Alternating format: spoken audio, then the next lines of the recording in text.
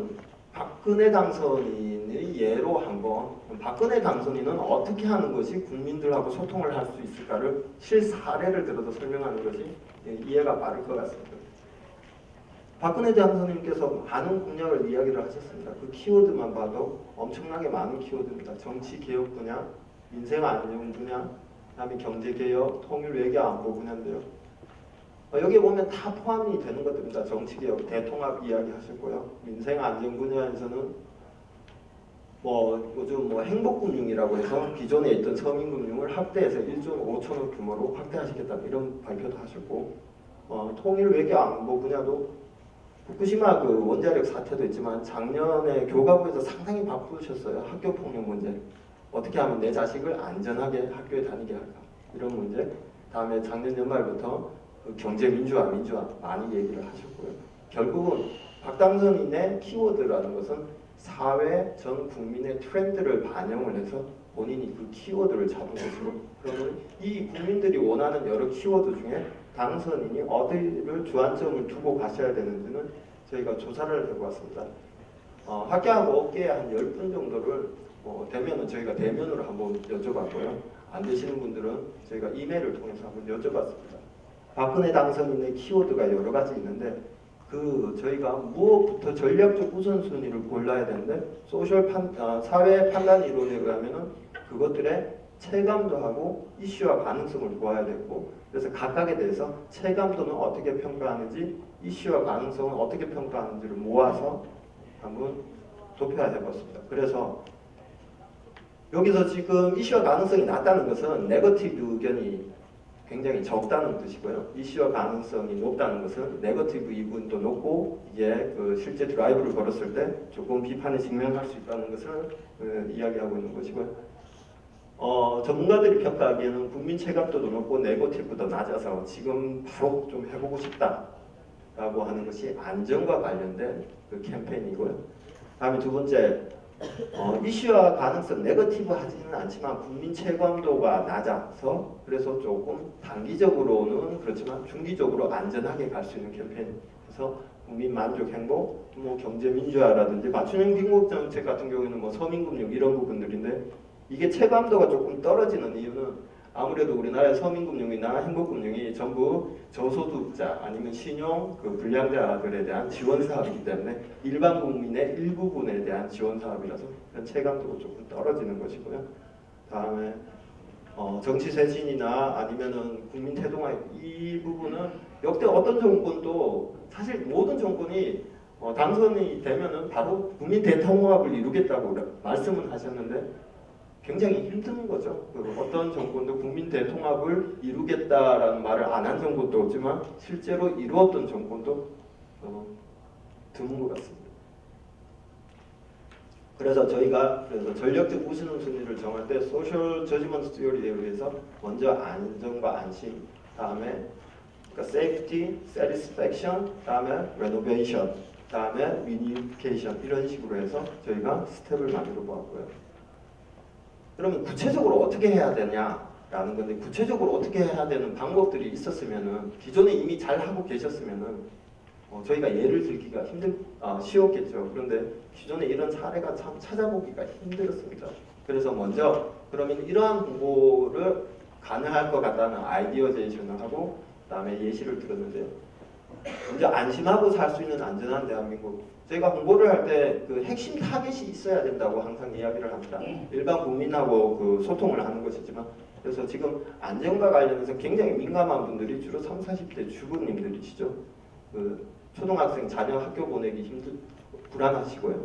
다음에 먹거리 사러 갔더니 원전 사고 터졌다고 그래가지고 먹거리에도 신경을 많이 쓰고, 그래서 이분들을 대상으로 하되 기존에 그냥 천편일률적인 매체에다가 5억을 홍보를 하고, 그러니까 TV에 5억 예산을 배정을 하고 라디오에 2억 예산 배정하고 이벤트 행사에 1억 예산 배정해서, 그러니까 공공부 홍보의 특징이 있습니다. 다양한 매체를 진짜 다양하게 예산 배분을 다양한 국민들로 대상으로 하는데 과연 그게 다양성만큼 효과적이었는지는 사실 의문점이었는데, 좀 포커스를 선택과 집중이라는 단어를 진짜 공공 분야에서 많이 쓰시거든요. 그러니까 PT 할 때 보면은 공무원님들께서 그 항상 질문하시는 것이 선택과 집중, 선택과 집중하시더라고요. 선택과 집중을 하게 되면 결국은 저러한 타겟을 대상으로 단순하게 매스미디어 위주의 기능적인 홍보를 하는 것이 아니라 수혜자의 입장에서 진짜 편익이 될 수 있는 부분. 요즘 웹앤앱이라 그래서 위치정보 기반 서비스가 많습니다. 그래서 자녀를 학교에 보내고 그 자녀가 학교를 가는데 찾아가는데 그 자기 위치 정보를 놓게 되면 학교 주변에 유해 시설이 어떤 유해 시설이 있고 그리고 우리 애는 어떻게 하는 것이 안전한가를 알 수 있는 이러한 소통이 진행이 된다면 효과적이라는 것이고요. 그래서 기존에 예를 든다면은 지금 예전에 그 조금 뭐 적용할 수 있는 분야는 여러 분야가 있을 것 같습니다. 먼저 소방안전청, 방재청도 안전과 관련한 분야이고요. 그다음에 원자력 문화재단 이들 또한 그 안전과 관련된 분야고, 다음에 교가부 학교 폭력 문제를 다루고 있죠.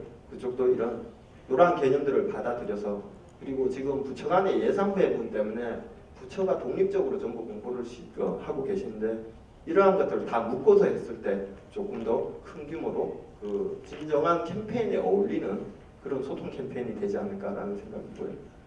다음 두 번째 만족과 관련돼서 이쪽도 저희가 지금 현재 만족과 관련해서 그 만족을 가장 갈구하고 실제 만족을 느낄 수 있는 타겟층들이 있는 것이고요. 문화적 코드라는 것은 지금 K-컬처, K-팝으로 인해서 많이 뜨고 있지만 그런 부분들을 활용을 해서 저희가 하자는 것이고, 이것도 적용할 수 있는 부처가 상당히 많습니다. 농림수산식품부 산하에도 있고, 그다음에 문화관광체육부 산하에도 여러 가지 그 홍보 아우렛들이 있는데 그런 홍보들을 전부 다 지략을 해줄 수 있는, 심지어는 고용노동부도 있습니다. 고용노동부에 보면은 청년고용과 관련한 홍보가 있습니다. 어떻게 보면은 청년들이 마음껏 자기가 원하는 곳에서 일을 할 수 있고, 이제는 일을 하는 것을 떠나서 그 지금 현재 창의 사회라고 얘기를 하는데 본인이 직접 창업도 할 수 있는 그러한 홍보를 진행하고 있는데 이런 것들을 엮어서 하나의 홍보로 소통으로 가자는 것이고요. 다음 이게 어려운 부분입니다. 정치 쇄신이라는 것은, 그래서 저희가 이거 장기적으로 한번 앞부분의 성공을 기반으로 해서 뒷부분으로 가보자라는 얘기로 저희가 정치 쇄신을 이야기를 하고 있는 것이고요.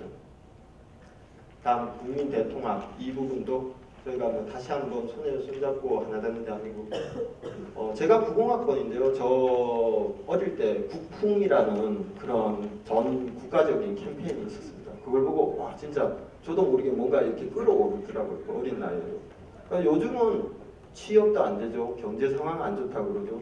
그러니까 자꾸 줄어들더라고요. 뭔가 국민들이 활력을 갖고 88 올림픽 때 그리고 월드컵 때 그런 자부심들, 그런 어떻게 보면 그런 원동력이 사회를 드라이브를 걸고 그게 결국은 사회를 발전시키고 경제를 발전시키는 그 동력으로 작용할 수 있는 그런 것들이 없다. 그리고 박근혜 정부에서 이런 것들을 최종적으로 목표로 가지고 가지 않아야 되냐라는 입장에서 제가 말씀드리는 것이고, 다음에 신뢰 문제 같은 경우는 항상 저희가 언급했던 부분이고요. 그래서 지금 제가 세션 1, 2, 3 세션이 다 이렇습니다. 어떤 학자적인, 저도 뭐 학자는 아니고요. 학자적인 어떤 이론과 그 이론을 검증하기 위해서 가설이 얼마나 정확했는지, 다음에 문헌은 얼마나 봤는지, 방법론은 얼마나 정확한지, 결론은 얼마나 이게 타당한지를 본 것이 아니고 저희의 그러니까 오피니언, 그러니까 의견 개진을 하고, 그리고 오신 토론자분들하고 플로어에서 질문을 많이 해주시면 저희가 연구를 더 디벨롭하는 데 도움이 될 것 같습니다. 이상 발표를 마치도록 하겠습니다.